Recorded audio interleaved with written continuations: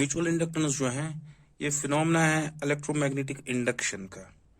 और mutual inductance में या म्यूचुअल इंडक्शन में हम जो है हमारे पास दो कॉइल्स रहती है। एक कॉइल ऐसी रहती है जिसको हम करंट प्रोवाइड करते हैं एंड ड्यू टू विच जो दूसरी कॉइल है दूसरी कॉइल में करंट प्रोड्यूस होती है। तो यहाँ पे पहले मैं डायग्राम बना लेता हूं।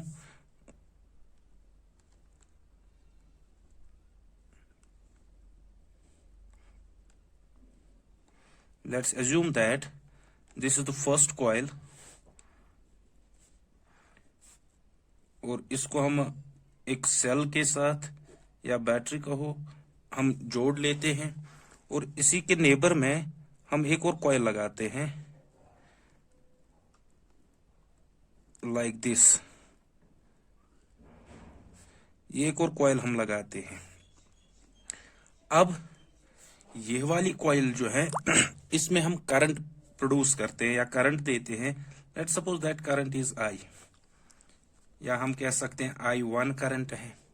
और याद रहे कि ये करंट जो है इट्स वेरिएबल करंट, ये जो है वेरिएबल करंट है, या इसको हम इस तरह से कह सकते हैं कि चेंजिंग करंट और चेंजिंग करंट हम कह सकते हैं।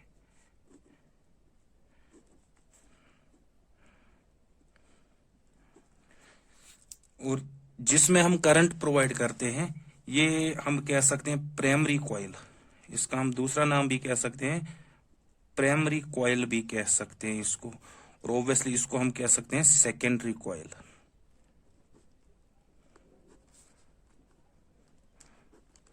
या 1 और 2 भी कह सकते हो, coil 1 coil 2।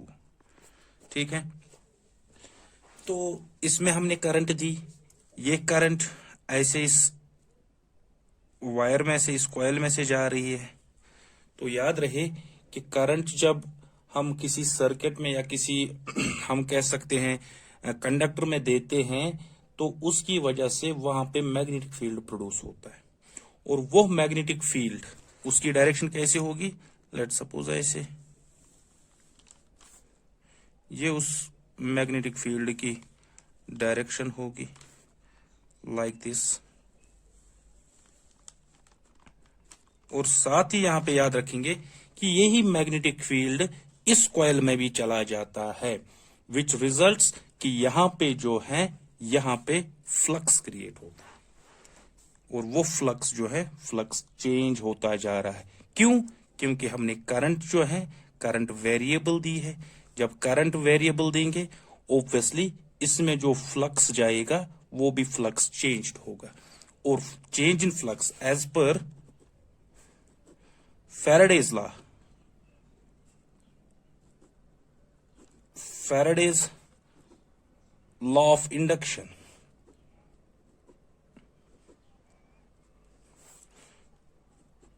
change in flux, change in generally magnetic flux हम कहेंगे, magnetic flux in A coil produces the EMF in the coil.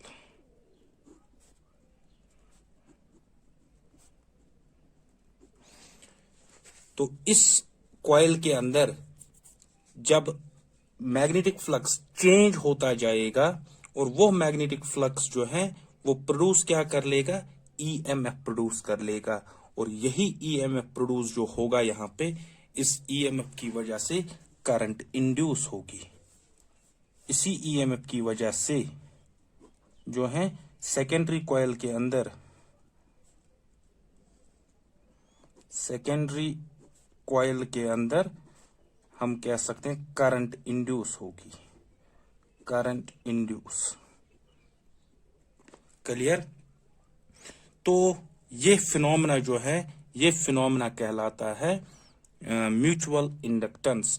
और ये जो यहाँ पे करंट इंड्यूस होगी ये हम यहाँ पे एक गैल्वेनोमीटर लगाते हैं, वो गैल्वेनोमीटर डिफ्लेक्शन दिखाएगा। और डिफ्लेक्शन ऑफ द गैल्वेनोमीटर जो है वो तो इंडिकेशन है प्रेजेंस ऑफ द करंट, और वही करंट यहाँ पे इंड्यूस्ड करंट होगी।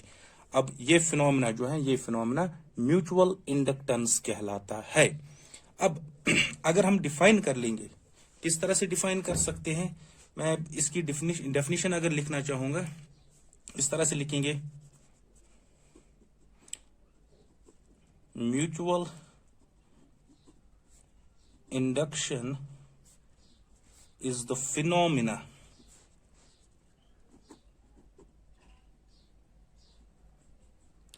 phenomena in which magnetic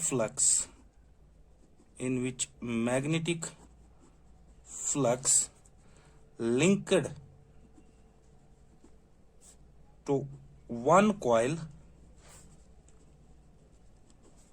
will vary, क्या हो जाता है, वैरी या वेरीज हम कह सकते हैं, अकॉर्डिंग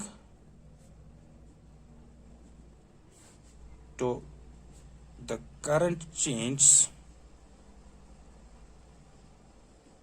according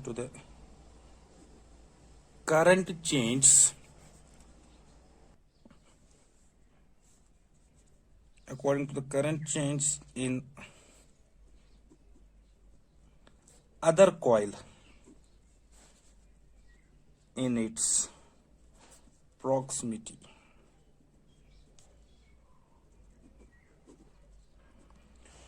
तो यही हमने लिखा कि ये वो फिनोमेना है जिसमें एक कॉइल में मैग्नेटिक फ्लक्स क्रिएट होता है, जिसकी वजह से वो वेरी होके, किसकी वजह से वेरी होता है, due to current change in the primary coil. यहाँ पे करंट चेंज किसमें है, प्राइमरी कॉइल में, जिसकी वजह से फ्लक्स लिंक्ड होता है, वो भी चेंज होता है इन द सेकेंडरी कॉइल, और वो सेकेंडरी कॉइल इसके नियर बाई स्पेस में है। That's what I right, proximity. ठीक है, अब यहाँ पे कुछ पॉइंट्स याद रखेंगे। पॉइंट्स याद क्या रखेंगे, यहाँ पे कुछ पॉइंट्स याद रखेंगे। पहला पॉइंट याद रखेंगे हम कि if there is I1 in the primary coil, किसके अंदर, if I1 is in the primary coil, I1 primary coil में है, तो इसकी वजह से क्या होता है, ये जनरेट किसको करता है, जनरेट्स मैग्नेटिक फील्ड,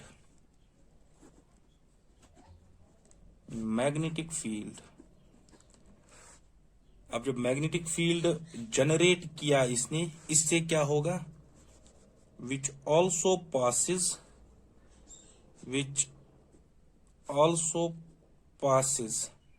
किसमें से पास होता है, थ्रू सेकेंडरी कॉइल,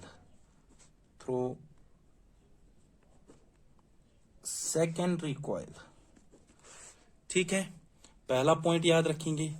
अब दूसरा पॉइंट जो है, दूसरा पॉइंट हम यहां पे कहेंगे, पॉइंट नंबर 2 हम याद क्या रखेंगे कि if I1 is the current in the primary coil, ये चीज याद रखो, if I1 change in primary coil,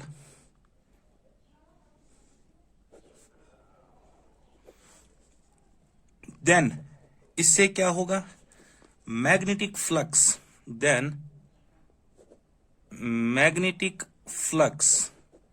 that's what we write phi,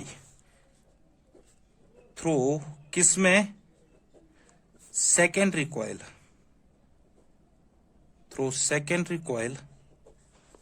also change.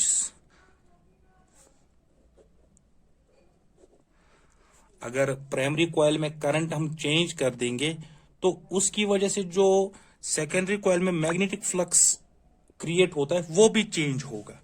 ठीक है, which produces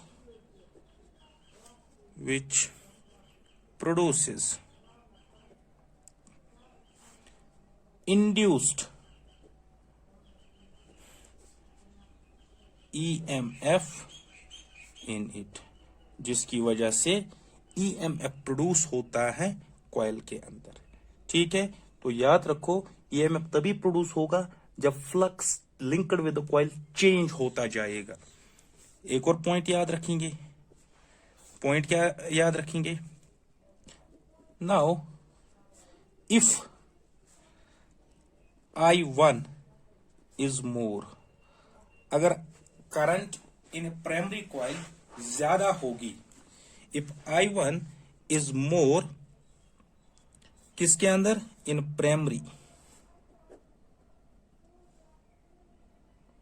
प्राइमरी कॉइल, तो इसकी वजह से क्या होगा, इसकी वजह से देन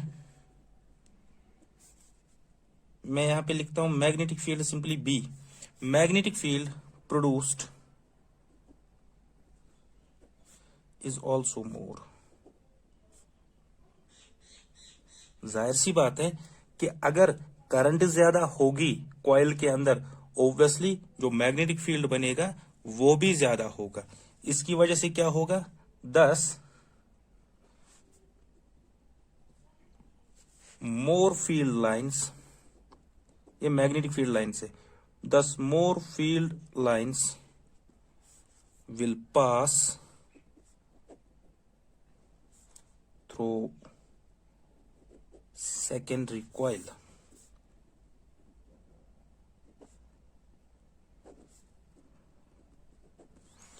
अब I1 अगर ज्यादा होगा प्राइमरी कॉइल के अंदर तो वो मैग्नेटिक फील्ड ज्यादा प्रोड्यूस कर लेगा, ऑब्वियसली वो मैग्नेटिक फील्ड लाइंस ज्यादा हो जाएंगी सेकेंडरी कॉइल में भी, ठीक है। इसकी वजह से क्या होगा, hence more will be the flux, magnetic flux through secondary coil, through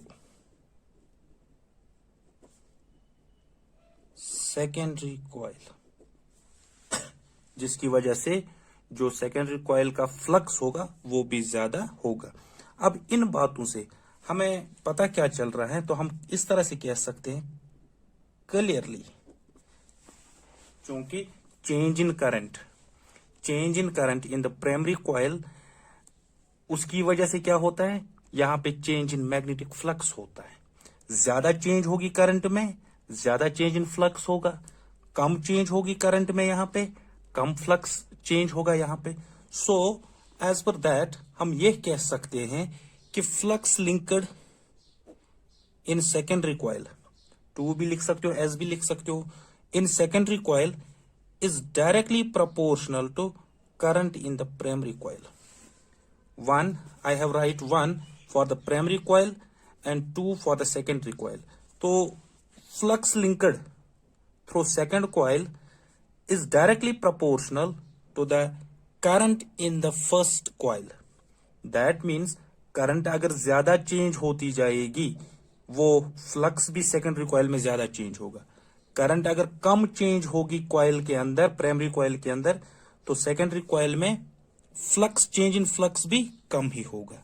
तो हम कहेंगे कि ये दोनों जो हैं ये डायरेक्टली प्रोपोर्शनल है। अब हम कह सकते हैं φ2 इज इक्वल टू, यहां पे कांस्टेंट लगाएंगे m इंटू I1। रिलेशन याद रखनी है, इस रिलेशन को याद रखना है।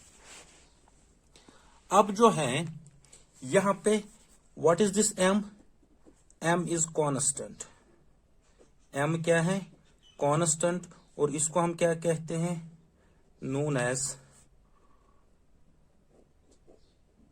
Coefficient of mutual inductance. इस m को हम क्या कहते हैं, coefficient of mutual inductance.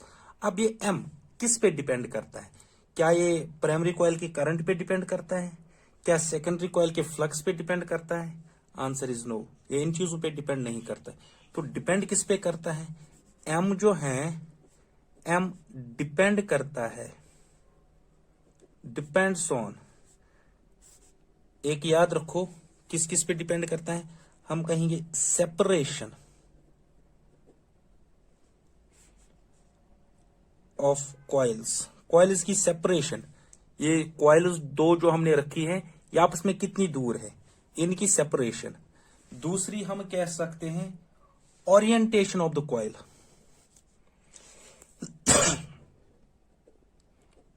Orientation of the coils. ये कॉइल्स जो हैं ये किस एंगल पे है, आपस में किस एंगल पे रखे हुए हैं, तो ओरिएंटेशन इनकी क्या है। नंबर थर्ड हम कह सकते हैं कि geometry, geometry of the coil, coils की ज्योमेट्री पे डिपेंड करता है। ठीक है, तो इन चीजों पे म्यूचुअल इंडक्टेंस जो है डिपेंड करता है। अब यहां से इस रिलेशन से अगर हम m निकालेंगे तो m किसके बराबर आएगा, m आएगा phi2 upon I1, phi2 upon I1। तो अगर हम कहेंगे इसका यूनिट क्या बनेगा, इसका यूनिट बनेगा फाई, मैग्नेटिक फ्लक्स, इसके लिए वेबर, और करंट के लिए ampere.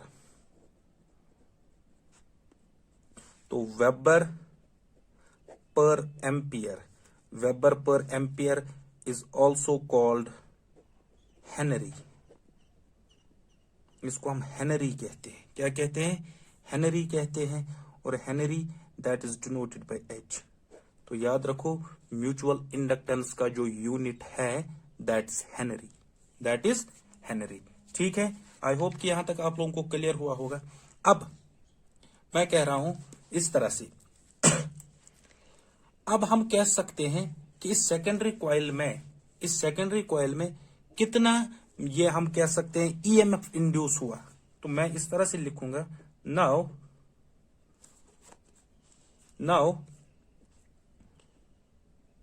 EMF induced in secondary coil,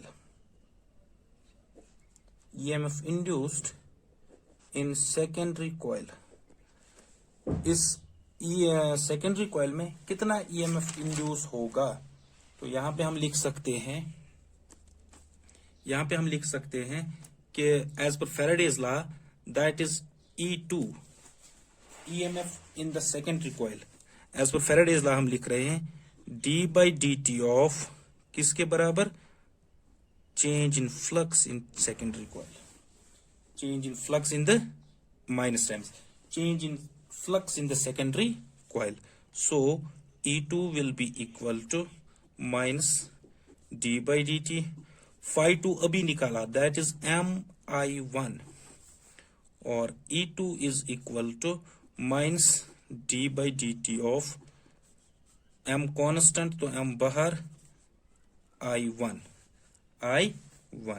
तो ये फ्लक्स ये EMF बन जाता है इन the secondary coil.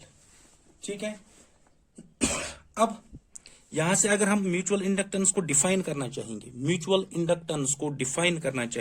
Sorry coefficient of mutual inductance को डिफाइन करना चाहेंगे, तो m किसके बराबर आएगा, m आएगा E2 अपॉन, क्योंकि हमने डिफाइन करना है तो मॉड लेंगे, सबका मॉड लेते हैं तो माइनस की जरूरत फिर नहीं पड़ेगी, di/dt, इनका हम मॉड लेते हैं। ठीक है, तो ये जो है mutual inductance, coefficient of mutual inductance is, या इस तरह से मैं कहूंगा, if di/dt is equal to 1, तब क्या होगा, तब होगा जो कोफिशिएंट ऑफ म्यूचुअल इंडक्टेंस है वो E2 के बराबर होगा। तो हम कह सकते हैं thus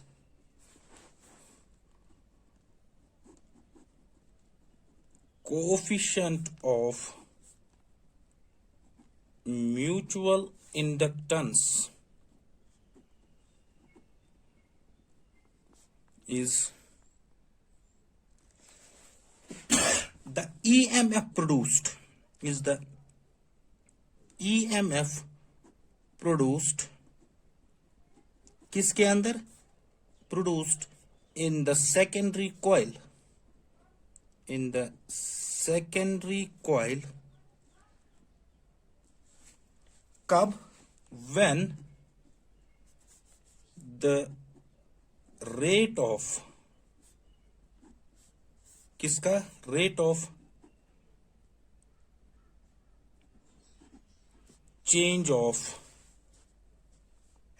change of current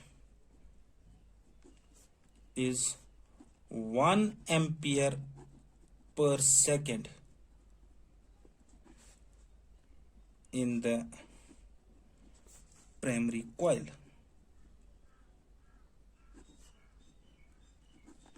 in the primary, तो कोफिशिएंट ऑफ म्यूचुअल इंडक्टेंस किस तरह से डिफाइन हम करेंगे? ये ईएमएफ प्रोड्यूस्ड है किसके अंदर? सेकेंडरी कॉइल के अंदर। सेकेंडरी कॉइल कब? When the rate of change of current, this is I1,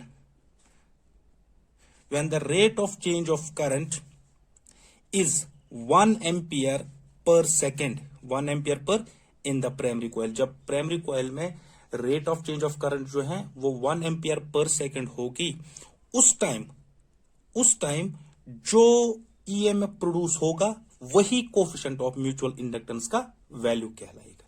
ठीक है।